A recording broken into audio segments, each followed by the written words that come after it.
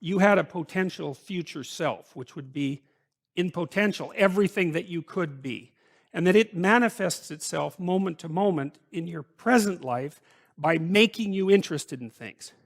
And the things that you're interested in are the things that would guide you along the path that would lead you to maximal development. Now, it sounds like a metaphysical idea or a mystical idea even, but it's not. It's not. It's a really profoundly biological idea. The idea is something like, well, you're set up so that you're automatically interested in those things that would fully expand you as a well-adapted creature. Well, like, there's nothing radical about that idea.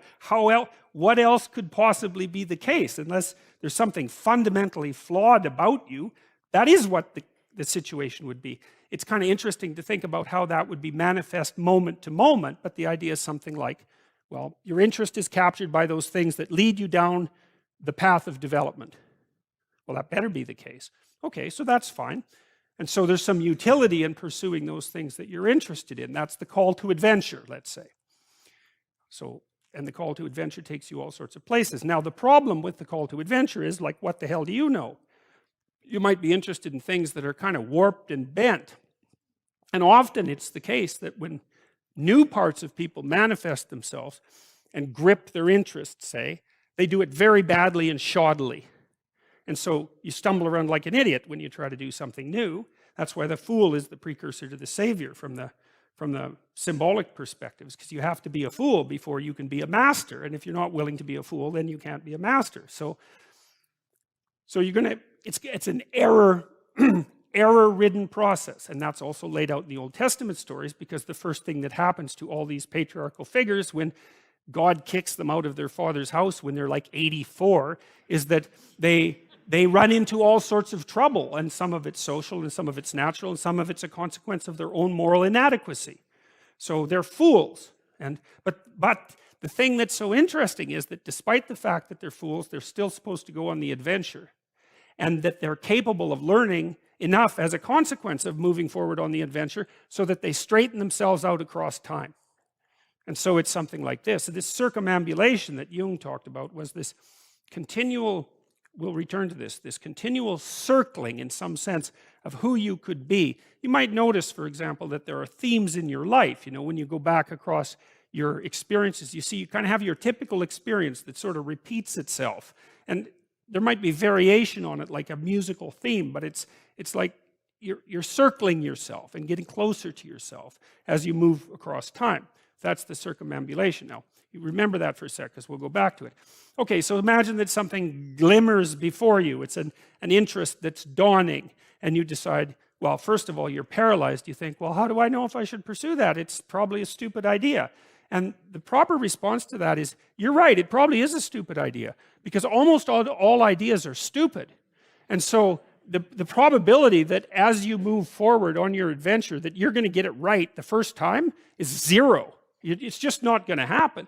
And so then you might think, well, maybe I'll just wait around until I get the right idea, and which people do, right? So they're like 40-year-old, 13-year-olds, which is not a good idea. And so they wait around until it's waiting for Godot, until they finally got it right. But the problem is you're too stupid to know when you've got it right. So waiting around isn't going to help. Because even if the perfect opportunity manifested itself to you in your incomplete form, the probability that you would recognize it as the perfect opportunity is zero. You might even think it's the worst possible idea that you've ever heard of anywhere. Highly likely. Highly likely. So you have, Nietzsche called that a will to stupidity, which I really liked. So, because he thought of stupidity as being you have to take it into account fundamentally and work with it. And so you can take these tentative steps on your pathway to destiny, and you can assume that you're going to do it badly. And that's really useful, because you don't have to beat yourself up. It's pretty easy to do it badly. But the thing is, it's way better to do it badly than not to do it at all. And that's the continual message that echoes through these historical stories in Genesis. It's like, these are flawed people. They should have got the hell out of their house way before they did. And they go out and they stumble around in tyranny and famine and self-betrayal and violence. But it's a hell of a lot better than just rotting away at home. And that's great. So that's good. And so why is that? Well, okay, so you start your path and you think that you're heading, towards your star. And so you go in that direction. And then, because you're here, the world looks a particular way, but then when you move here, the world looks different, and you're different as a consequence of having made that voyage. And so what that means is that now that thing that glimmers in front of you is going to have shifted its location, because you weren't very good at specifying it to begin with, and now that you're a little sharper and more focused than you were, it's going to reveal itself with more accuracy to you. And so then you have to take it's almost like a 180-degree reversal. But it isn't, because, you've gone this far, and that's a long ways to get that far. But that's a lot farther than you would be if you just stayed where you were, waiting. And so it doesn't matter that you overshoot continually, because as you overshoot, even if you don't learn what you should have done, you're going to continually learn what you shouldn't keep doing. And if you learn enough about what you shouldn't keep doing, then that's tantamount at some point to learning at the same time what you should be doing. So it's okay. So it's like this. Now, what's cool about it, though, I think, is that as you progress, the degree of overshooting starts to decline, right? And that we know that there's nothing hypothetical about that. As you learn a new skill, like even to play a song on the piano, for example, you overshoot madly. You're making all sorts of mistakes to begin with, and then the mistakes, they disappear. There's a great TED talk, I think it was, about this guy set up a really advanced computational recording system in his home and recorded every single utterance his young child made while learning to speak. And then he put together the child's attempts to say certain phonemes and put them in a list, and you can hear the child deviating madly to begin with, and then after hundreds and hundreds of repetitions, just zeroing right in on the exact phoneme. So, you might not know this, but when kids babble, because they start babbling when they're quite young, they babble every human phoneme, including all sorts of phonemes that adults can't say. And then they die into their language, so that after they learn, say, English, then there's all sorts of phonemes they can no longer hear or pronounce. But to begin with, it's all there, which is really quite interesting. But so as they learn a particular language, they zero in on the proper way to pronounce that, and their errors minimize. And every time you learn something, that's how it is. And that's really useful to know, too, because it means that it's okay to wander around stupidly before you fix your destination. Now, you see that echoed in Exodus, right? Because what happens is that the Egyptians, or the Hebrews, escape a tyranny, which is kind of whatever you do personally and psychologically when you escape from your previous set of stupidly held and ignorant and stubborn axioms. It's like, away from that tyranny. It's like, great, I freed myself from that. Well, then what?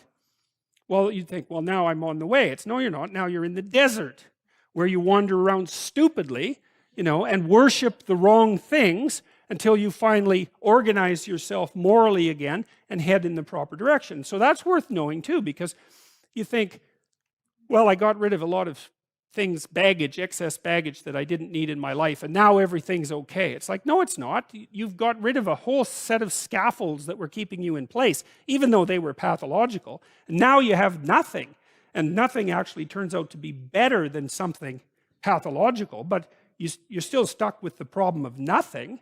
And that's exactly why Exodus is structured the way that it is. It's that you escape from a tyranny. It's, hooray, we're no longer slaves. Yeah, well, now you're nihilistic and lost. It's not necessarily an improvement.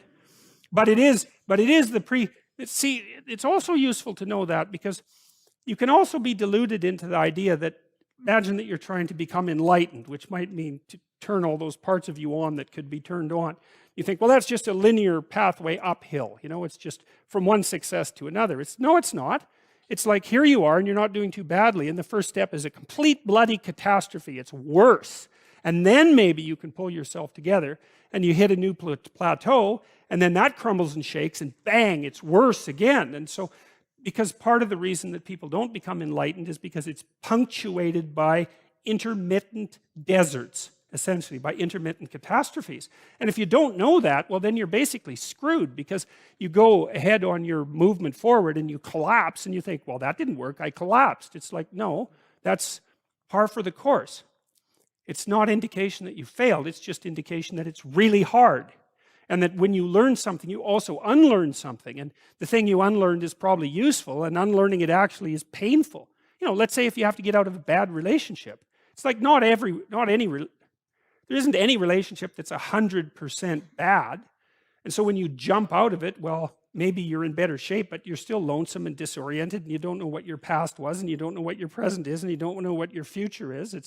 That's why people stay with the devil they know instead of, you know, looking for the devil they don't know. So anyways, the fact that you're full of faults doesn't mean you have to stop. And thank God for that. That's a really useful thing. And the fact that you're full of faults doesn't mean that you can't learn. And so you can posit an ideal, and you're going to be wrong about it, but it doesn't matter, because what you're right about is positing the ideal and moving towards it. If the actual ideal isn't conceptualized perfectly, well, first, surprise, surprise, because like, what are you going to do that's perfect? So it doesn't matter that it's imperfect. It just matters that you do it and that you move forward. So that's really positive news as far as I'm concerned, because you can actually do that, right? You can do it badly. Anyone can do that. So that's useful. Okay, so like if you were an efficient person, you would have just done that. But you're not. But who cares? You know, you still end up in the same place. And maybe the trip is even more interesting. Who knows? Probably too interesting. Jung. I began to understand that the goal of psychic development, by which he means psychological development or spiritual development, is the self. There's no linear evolution. There's only a circumambulation of the self, a getting closer. It's like you're spiraling into something.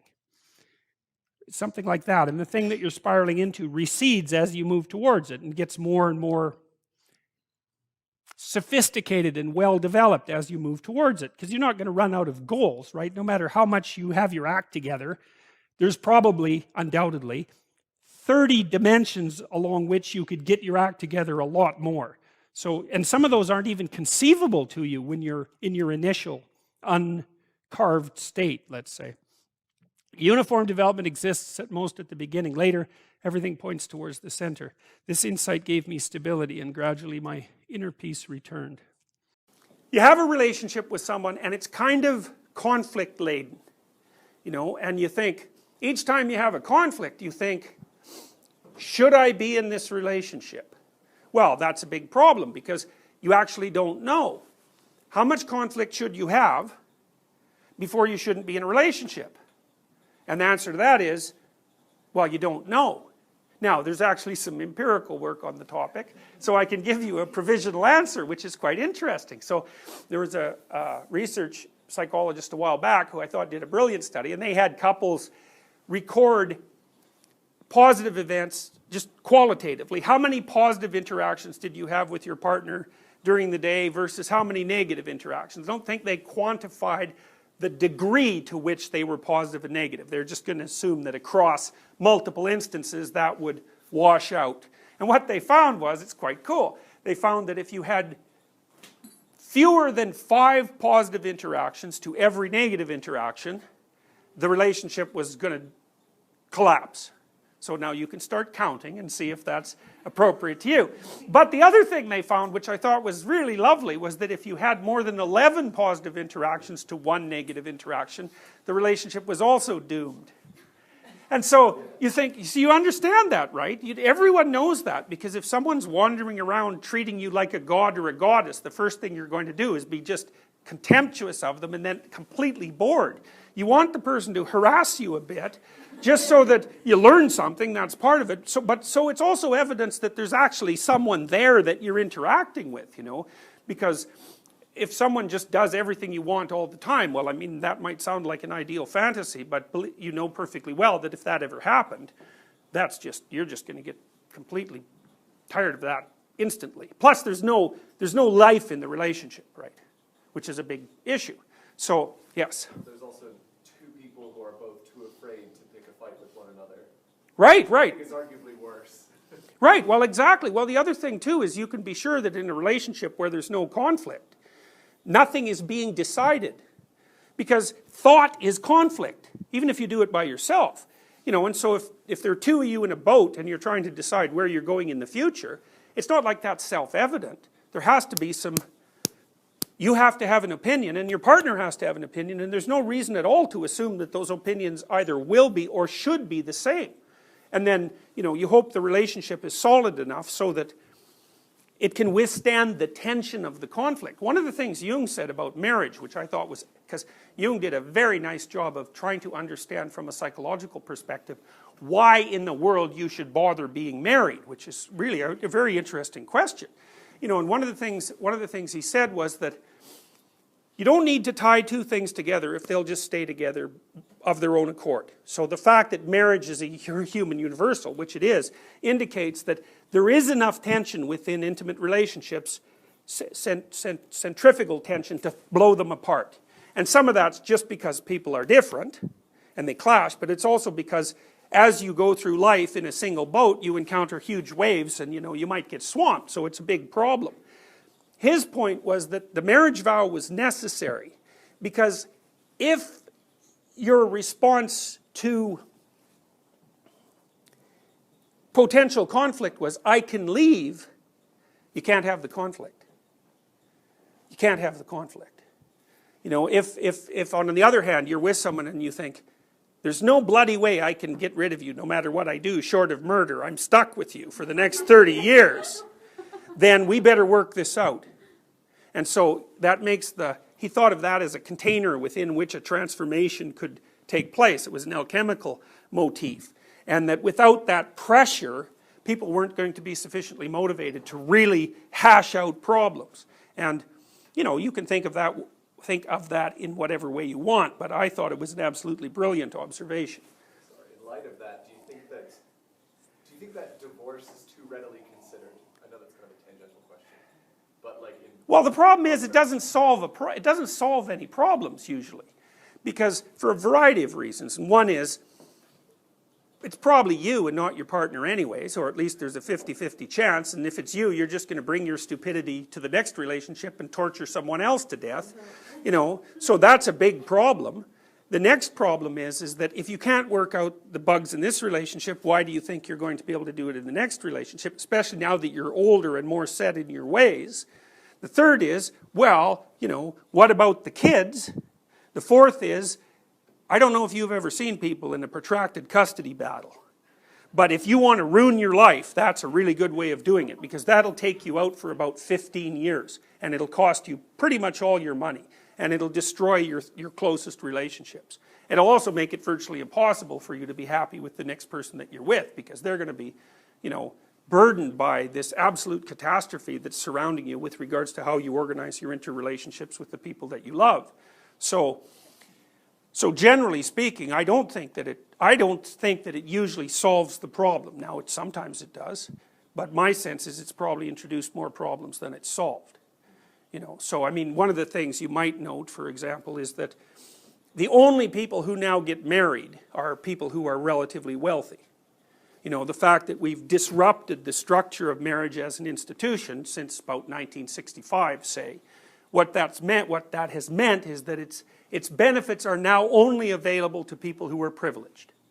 So you can look up the stats yourself, but if you're middle class and above, the divorce rates haven't moved much since the early 70s.